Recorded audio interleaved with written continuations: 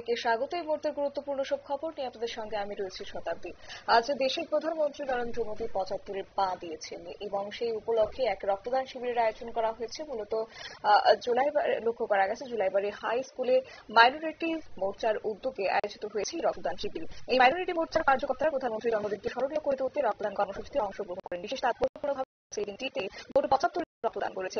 অবশ্যই এই বিষয়কে কেন্দ্র করে এদিন উপস্থিত ছিলেন মাতাবাড়ি বিধানসভা কেন্দ্রের বিধায়ক অভিষেক দেবরায়। কি বললেন তিনি শুনুন।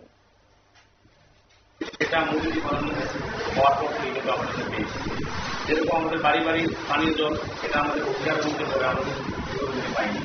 প্রত্যেকটা ভারতবাসী যেন পাকা ঘরে থাকতে পারে, তার জন্য ঘর দেওয়া, অন্ন বস্ত্র বাসস্থান যেটা বলে বেসিক রাইটস, যেগুলো আমাদের সংবিধান আছে, সেগুলো আমরা কিন্তু বিগত দিনে পাইনি। 17 বছর যারা করেছে তারা কিন্তু অন্যের কথা চিন্তা করেনি। মোদী 80 কোটি মানুষকে বিনামূল্যে চাল দিচ্ছেন যেন তারা খেয়ে বাঁচতে পারে।